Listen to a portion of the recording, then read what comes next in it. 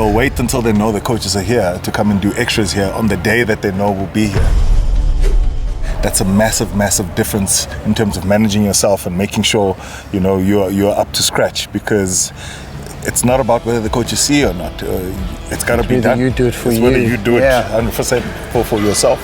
Blindside has decided to do a whole series of shorts with the Vodacom under 20 and 23 squad. The importance of this is to make you understand what happens behind the scenes for the next 2 to 3 years until you see players in the big arenas. So you want to join us for the next 40 weeks as we walk this journey with this pathway into stardom, call it that. Don't forget to click and subscribe.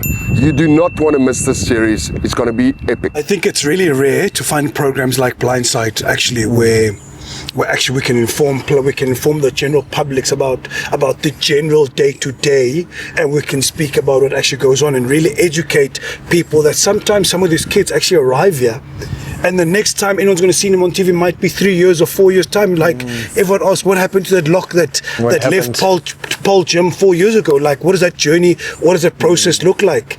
And we're glad and we're grateful that Blindside, we could find the opportunity to be able to have really conversations that we have on a day-to-day aspect, but also to be able to give the public really the education about what does a high-performance program looks like at this age group. For sure. I think one of the big things about what Blindside's doing in this instance is to inform, you know, the perception of what professional rugby looks like and what that pathway looks like, and its reality is very different. So this, I think, is going to give great insight into what that life really entails.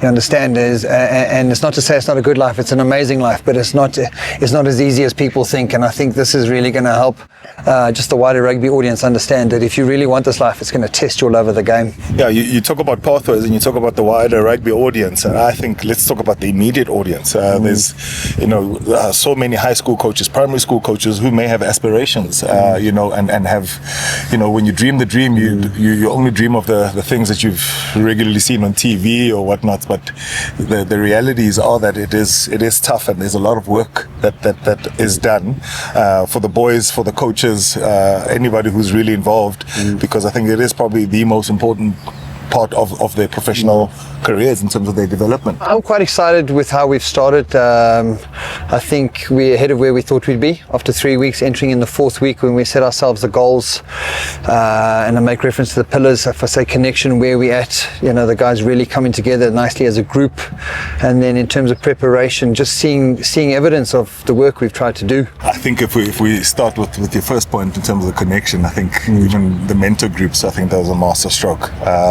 I've seen a massive difference, I think, in some of the boys, even just how they connect with each other. I think for me the biggest thing was how they hold each other accountable, which was absolutely massive. Doesn't matter where you come from, what school you played for, whether you played previously in the 20 or SA schools or not, you know, we're all on the same page.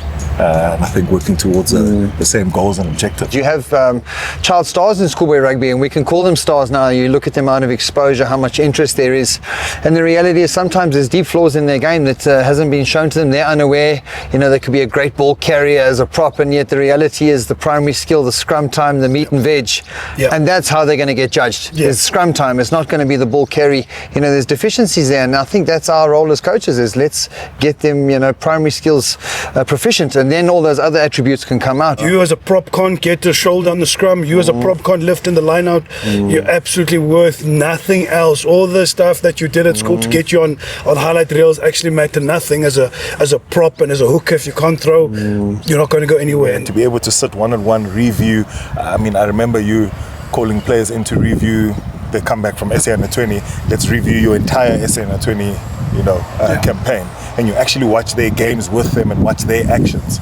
That's I can't tell you how important that is in terms of their development. I don't know out there if there's anybody else who's doing that with under 19, under 20 players.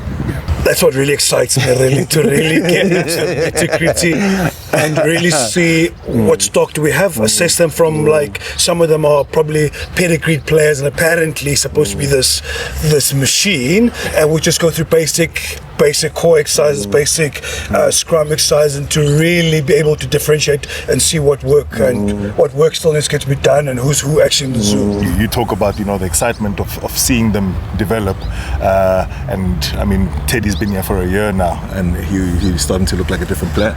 And that's the thing with this campaign that's slightly different, is we've seen a change in age banding. We've gone from under 19 and under 21, now we're sitting with under 20s and under 23. So we've got a number of players returning in our team and a whole heap of school leavers. And I think what's really coming through is those guys, those school, the lads returning to us, just how much more intensity, mental intensity they're displaying this year. They've had a taste of it. You know, actually, I feel sorry for school leavers because their whole lives have been so regimented. You understand? Every minute of their day is scheduled. You know, you've got mom and dad always making sure that you've packed your boots and everything else, and you know, you arrive here and you're by yourself. It's you responsible for you, and you're up against a heap of guys who want to play the game as badly as you. And yeah, I think that's probably one of the hardest parts for guys to understand, is that there's no cheerleaders here. Sometimes you also see in a lot of players that have actually just been on bursaries most of their life, where they come here actually, and the kids, he's done really, really well at school, but the system has basically just pushed him straight through from under 14 to first team. He's been a person his whole life. He doesn't know how to self-manage himself, how to self-regulate, being on time. And I mean, some of them are exceptional players, but they struggle with knowing when's on and when's off. He's been pardoned a lot of times, so some of the things we have to work on the most is probably when we're on and we're really professional, but once we're off you, then you can relax. And there's no tomorrow, oh, but I'm sorry, because there's 15 other 20 other cats in the same position on your own unit that require the same sort of like military precision on every single aspect. I think that's our job as coaches, is to actually help them navigate them through this stage. And that's the thing, is to be non-judgmental. It's understanding humans. They're going to let you down. When they make a mistake, that's a reference point for learning. You know, here's the opportunity. I think when you keep making the same mistake over and over again, that's when the journey becomes a short one.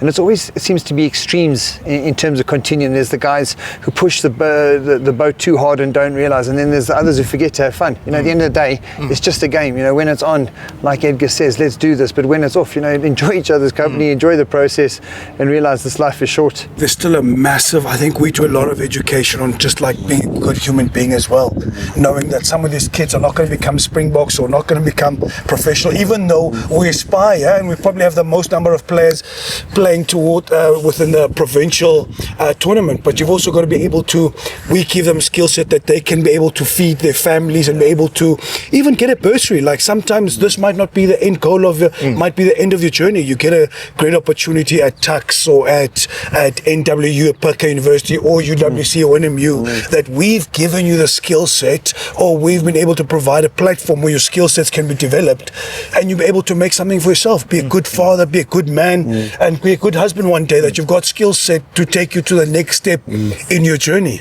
The greatest gift is that of self-awareness. Half the time when they're doing it, they don't know it, and you've got to try and keep bashing that door until they realize, actually, the problem is my behavior. You know, and often, like you say, at school, they can abdicate, they can blame someone else, they'll be covered. They've realized that pro rugby will test your love of the game. It's not how you perceive it and how it is. It's two different things. And now you're starting to see the Ruben Pienaar and Teddy Dlamini's, all these guys really just going that extra mile and starting to look like the real thing. And of course, if you're unwilling, well, like you said, there's someone else who is willing. What is done here and what is taken from here, from this period, and that's what Blindside's going to show, is what we will then eventually see, hopefully in green and gold or blue, red, whatever it is, what to see. The good times and the bad. The good and the bad.